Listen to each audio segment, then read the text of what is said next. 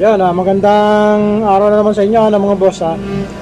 Ituturo ko ngayon yung fuel bleeder pump, yung pinaka-feed pump po ng ating air screw compressor 750. Yung 750 po natin, ganito yung feed pump niya, yung fuel.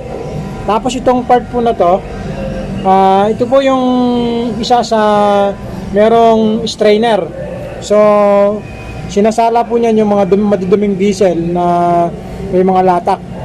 Kapag ka nag-clog po yan, hindi po kayo paandar o mawawalan kayo ng supply ng diesel, kasi itong line po na to, ito yung nanggagaling dito, yung sumisipsip ng diesel, kasi ito po yung pinaka-primary niya, ito yung tangke, tapos ito po yung supply ng diesel, so manggagaling dito. Kaya unang-unang makaka-reach itong fuel water separator na to ng dumi. Tapos yung mga latak-latak niyan pupunta po dito. Ayan, papunta po rito sa ating feed pump, fuel feed pump. So ito pong request na to ay sa ating subscriber na si Dangay NHS Blitzkrieg, So shoutout sa kanya, So palagi pong nagko-comment sa ating channel si Sir, So ito pong 750 natin, may thread po yung feed pump niya, Pagka medyo matigas po itong feed pump nitong ating ayan. Ito po yung pinaka fuel bleeder pump niya, So sa diesel po. Ayan, Ngayon, ipapump nyo lang po yan. Pansinin nyo, medyo mahirap lang kasi nasa alanganin na pwesto po yung fuel pump feeder, Ganito po yan, Papump nyo po yan. Kapag tumigas na po yung pump na yan, ibig sabihin, nagkaroon na po ng diesel o meron ng diesel yung supply, yung mga fuel line, Ngayon, una kayong mag Beyblade. Pagka nakita nyo dito, ito Beyblade nyo yan, bubuksan nyo syempre, tapos papump nyo ganyan. Gamit lang tayo ng yabe, Ayan, pansinin nyo po, ayan, Yan, nalawagan na natin to. So 19 po to, size 19, yung area na to. Ngayon ipapump nyo po yan. May lalabas pang diesel dyan, ayan, So pansinin nyo po, ayan, So una kayong mag-Beyblade dito para pag nag-pump kayo dito sa fuel pump feeder, malalaman nyo dyan kung may bula, may hangin po yung inyong diesel, So ganyan lang po. Yan. Kapag okay na po yan, pakita ko lang sa inyo, kapag okay na to at wala na kayong nakikitang bula, sasarado nyo na po yan. So siguro mas maganda kung meron po kayong kasama, kasi para sabay pagka sasarado. Pangalawa, pwede kayong mag-bleed kapag hindi pa rin. Itong mga area na to. Ito, yan. Kung mapapansin nyo, 6 po yan. 1, 2, 3, 4, 5, 6. So, ako kadalasan, nagbi-bleed ako. 1, 3, at saka itong number 5. So 1, 3, 5 ang kadalasan binubuksan ko. Kaya yung dulo tsaka number 4, So ganun ang ginagawa ko niyan. Hindi ko yan binubuksan sabay-sabay. Pwede rin, nasa inyo naman kung halimbawa gusto nyo parehas pero makita nyo, pwede naman. So pero mas maganda kasi mag-alternate kayo para makita nyo. Kung ito halimbawa meron na, tapos dito wala, kasi automatic ito ang dalawang to meron yan So ganun ginagawa ko. Example lang naman, depende naman sa mga technician, So sa akin kasi nag-alternate ako para mas madali kong malaman kung lahat meron. Ganun po yung ginagawa ko, So simple lang po. Shoutout po ulit kay Sir Dangay NHS Blitzkrieg, So siya po yung ating masugid na subscriber at laging nakasubaybay sa ating channel. So yun lang po sir, sana makatulong sa inyo yung video natin, ano. So ganun lang po. Tapos pag na-bleed nyo na po yan, so possible po na mandar na yung inyong unit, kasi maya malalaman nyo na wala na po siyang hangin sa loob. So ayun mga boss, yung example ko sa pagbi-bleed, ano. Ayan. So ayan mga boss, nandito tayo. Nag-PMS tayo nitong unit, ano. So kung mapapansin nyo, ito yung mga ginagamit kong langis. Ang magagamit natin dito ay 28 liters o 29, almost 29 liters, ano, yung magagamit natin. Tapos yung mga filter natin, ito compressor oil filter replacement, engine oil replacement filter po yan. Tapos yung kanyang fuel filter na replacement, ano po, ito medyo original pa po to. So nilinisan lang natin kasi wala pa tayong extrang pamalit. Although na malinis pa naman, kung titingnan nyo, malinis pa yan. Hindi lang masyadong kita yung ano. Pero pagka madumi na po kasi ang kulay itim na yan. Tapos engine side tayo, 15W40 yung SAE na tinatawag. So almost 28 and 29 liters. Same siya ng capacity nung ating compressor oil tank, ano. So kailangan ko ng embudo.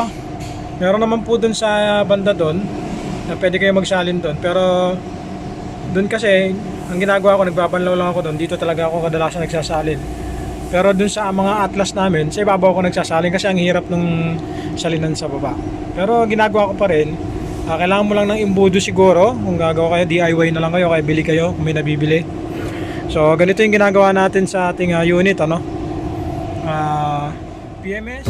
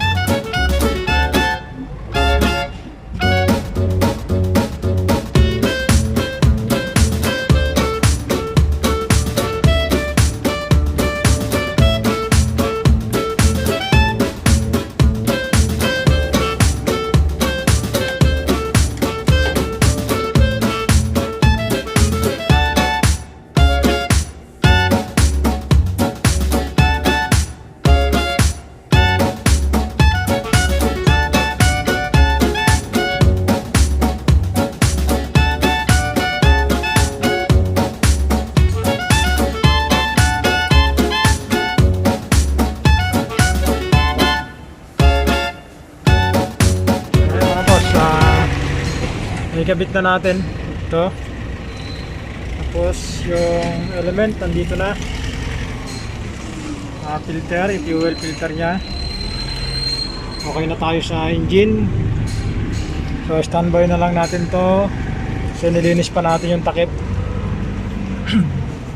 So lahat ng to naka-recondition na, no? So set up na lahat yan. May mga langis na yan. Ito fuel, engine oil filter,